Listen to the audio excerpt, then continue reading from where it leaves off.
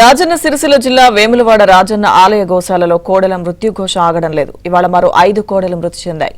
గుట్టుచప్పుడు కాకుండా గోశాల సిబ్బంది వాటిని ఖననం చేశారు. 2 రోజులుగా చర్యలు తీసుకుంటున్నా కోడెల మరణాలు ఆగడం లేదు. సాక్షాత్తు జిల్లా కలెక్టర్, దేవాదాయ శాఖ అధికారులు చెప్పినా గోశాల సిబ్బంది బేఖాతరు చేశారు. దీంతో గోశాల నిర్వాహకులను వెంటనే సస్పెండ్ చేయాలని హిందూ సంఘాలు డిమాండ్ చేస్తున్నాయి.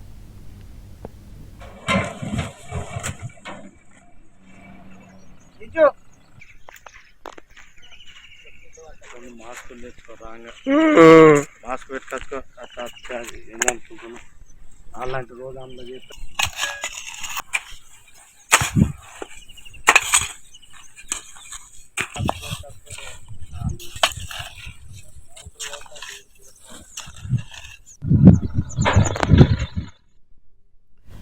రాజన్న సిరిసిల్ల జిల్లా వేములవాడ రాజన్న ఆలయ గోశాలలో కోడెల మృత్యుఘోష ఆగడం లేదు. ఇవాళ కూడా మరో 5 కోడెలు మృతి చెందాయి. పూర్తి అప్డేట్స్ మా ప్రతినిధి శ్రీనివాస్ అందిస్తారు.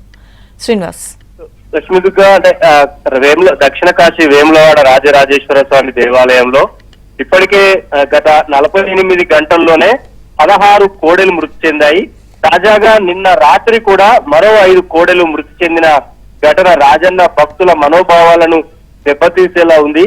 వేములవాడ ఆలయంలో ఈ వరుసగా కోడెలు మృతి చెందడం పట్ల రాజన్న భక్తులు కూడా ఆందోళన వ్యక్తం చేస్తున్నారు. అయితే ఈ రోజు నుంచి వరుసగా కోడెలు మృతి చెందుతూ ఉండటంతో ఈ రోజు నుంచి కోడెలను పంపిణీ చేసే కార్యక్రమానికి అంటే రైతులకు కానీ స్వచ్ఛందంగా వాటిని పెంచుకుందామని ముందుకొచ్చి అప్లికేషన్ ఇచ్చే వారికి స్వచ్ఛందంగా వాటిని పెంచుకునే వారికి కోడెలను ఇవ్వాలని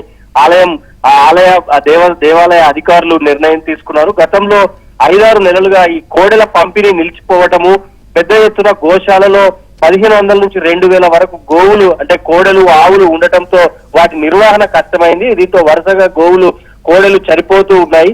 అయితే ఈ నేపథ్యంలో వాటి సంరక్షణ పైన పెద్ద ఎత్తున విమర్శలు వినిపిస్తున్న నేపథ్యంలో ఈ రోజైతే కోడెల పంపిణీకి శ్రీకారం చుడుతున్నారు. అయితే రాత్రి కూడా 5 కోడెలు చనిపోవటం, గోశాలలో మొత్తం బురదమయం కావటం, నిర్వహణ లోపించటం పట్ల పెద్ద ఎత్తున విమర్శలు అయితే వస్తున్నాయి.